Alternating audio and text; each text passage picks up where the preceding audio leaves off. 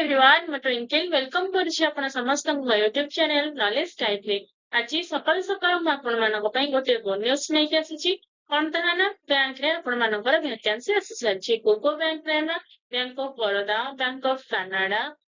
Bank of India Central Bank of India ता सहित Union Overseas Bank UCO Bank Punjab National bank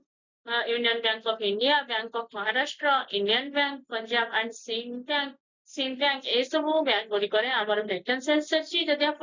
graduate already graduate बा graduation pass कर सारी निहारी भाव में अप्लाई करनी को मैंने अप्लाई करेंगे जो मैंने ग्रेजुएशन पास कर निर्दिष्ट एज लिमिट रही आम देखा पर्यंत मोर यूट्यूब चैनल नॉलेज गाइड को सब्सक्राइब करना सब्सक्राइब करूँ बेल आइकन को प्रेस कर ऑल नोटिफिकेशन को ऑन कर दिंतु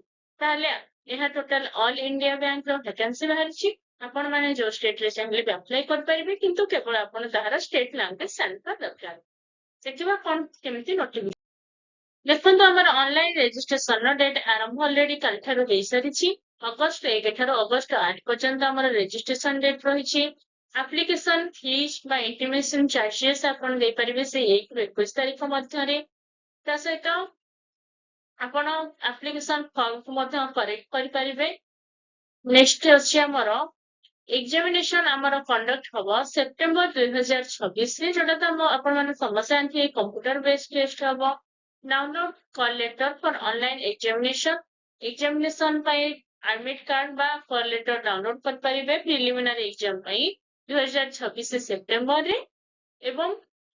एग्जामिनेशन हम आमर प्रिलिमिनारी अक्टोबर 2026 रे तापरे रिजल्ट बाहर तार नवेम्बर बुझे अक्टोबर एग्जाम 2026 रे तो नवेम्बर है तार बाहरी पड़ा आमर रिजल्ट तापरे पुणी आपण मेन एग्जाम दवाई एडमिट कार्ड डाउनलोड करेंगे नवेम्बर 2026 रे पुणी मेन एग्जाम आमर डिसेम्बर 2026 रे हम मार्च 2027 रे आमर प्रोफेशनल अलॉटमेंट बा आमर जॉब मिल जानीगला ताहले देखिबा कौन सब आमर को chapter question आसियो age limit salary ए सब विषय में देखिबा तो स्केल ऑफ पे या जानिथिबे तो बैंक रे माने निहाती भलो भाबरे दरमार हेबो बैठा आपण मानक पय मत लिखि देछि तार पे स्केल ले गोटे इंपोर्टेंट कथा होछि केति के एज रा पिला माने अप्लाई कर परबे हमर एज लिमिट रहिछि 20 इयर माने मिनिमम एज होछि 20 इयर मैक्सिमम होछि 28 इयर अर्थात 20 ରୁ 28 मध्य रे जहार एज अछि से माने अप्लाई कर परिबे जे कि 2/8/1998 रे जन्म होइथिबो एवं 1/8/2006 रे 1/8/2006 मध्य रे माने 2/8/1998 रु 1/8/2006 मध्य रे जो माने जन्म होइथिबे से माने ही केवल देबा पई एलिजिबल से बड़ी एज रिलैक्सेशन मध्य रहिछि शेड्यूल कास्ट बा शेड्यूल ट्राइब पई हमर 5 वर्ष रे एज रिलैक्सेशन ओबीसी पई हमर अछि 3 वर्ष रो तापरे बेंचमार्क डिसेबिलिटीज जो मानकर रहिछि से मानकर 10 वर्ष रहिबो तापरे एक्स सर्विसमैन आर्मी रो बा जे कोनसे जॉब रो जो मान आसीथिबे से मानक पई मध्य रिलैक्सेशन एज रहिछि ता जे गोटे इंपोर्टेंट कथा होछि विडोज होंदो किबा डिवोर्स्ड वुमेन विडोज कले विधवा किबा डिवोर्स हेतुवा स्त्री लोक मानक पई हमरो एज लिमिट मध्य किछि एज रिलैक्सेशन रहिछि जानि हला आमर एप्लिकेशन फीस केते टंका रहइबो एप्लिकेशन आमर 1 ରୁ 21 तारिख मध्य रे हबो 175 टंका रहइबो एससी एसटी पीडब्ल्यूडी ईएसएम डीईएसएम मानक पई आ नॉर्मल जनरल कैंडिडेट पई आमर 850 टंका रहइबो तो देखिबा आमर कोन सब एग्जाम रे क्वेश्चन आसीबो प्रिलिमिनरी एग्जाम आमर 4टी प्रिलिमिनरी एग्जाम रे आमर 3टा सब्जेक्ट रहइबो गोटे होछि इंग्लिश आ गोटे होछि न्यूमेरिकल एबिलिटी आ गोटे होछि रीजनिंग इंग्लिश रे हमर 30टा क्वेश्चन आसीबो 30 मार्क किंतु 20 मिनिट टाइम रहइबो सेमिति न्यूमेरिकल एबिलिटी रे 35 टी क्वेश्चन आसीबो 35 मार्क रो 20 मिनिट समय रहइबो रीजनिंग 35 टी क्वेश्चन आसीबो 35 मार्क किंतु 20 मिनिट टाइम रहइबो तो टोटल हमर 60 मिनिट समय दिया हबो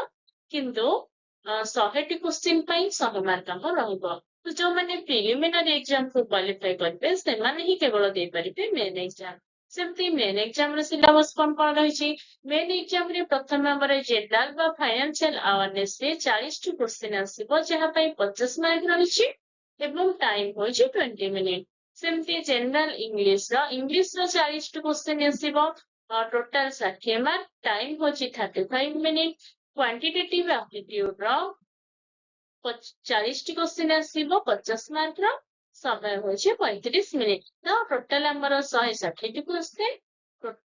टोटाल मार्क होची 200 मार्क एवं टाइम होची 125 मिनिट। जानि हला ताहले जो माने ताहले बैंक रे जॉब करिया पे इंटरेस्टेड अछंती बा बैंक पे प्रिपरेशन करछंती से माने निहाती एबे जाई कि फॉर्म अप्लाई कर दियंतु एवं आ गोटे इंपोर्टेंट जिनिस होची पाठ पढ़ा एबे ठारो ही आरंभ कर दियंतु। तो पाठ पढ़ा आरंभ करले ही आपननको निहाती सक्सेस मिलबो। एबे आम पाखरे भी बहुत टाइम अछि, नवेम्बर डिसेम्बर हमर एग्जाम रहछि तो बहुत टाइम अछि, एबे ही फॉर्म अप्लाई कर दियंतु एवं पाठ पढ़ारे मन दियंतु। जदि आपण मोर चैनल रो पढ़िया पे चाहछंती ताहले नॉलेज गाइड यूट्यूब चैनल को सब्सक्राइब करंतु, लाइक दियंतु एवं शेयर ମଧ୍ୟ करंतु। ता सहित आपण जदि प्रथम ରୁ ଦଶମ ଶ୍ରେଣୀ ପର୍ଯ୍ୟନ୍ତ କୌଣସି ପାଠ ପଢିବାକୁ ଚାହୁଁଛନ୍ତି ତାହେଲେ ମୋର ଅଦର ୟୁଟ୍ୟୁବ ଚ୍ୟାନେଲ ଯାହାର ନାଁ ହେଉଛି ଟ୍ୱିଙ୍କଲ ଏଜୁକେଟର ତାକୁ ମଧ୍ୟ ସବସ୍କ୍ରାଇବ କରିପାରିବେ। ଭିଡିଓ ଗୁଡିକ ଭଲ ଲାଗିଲେ ଲାଇକ୍ ଏବଂ ସେୟାର ମଧ୍ୟ କରିବେ।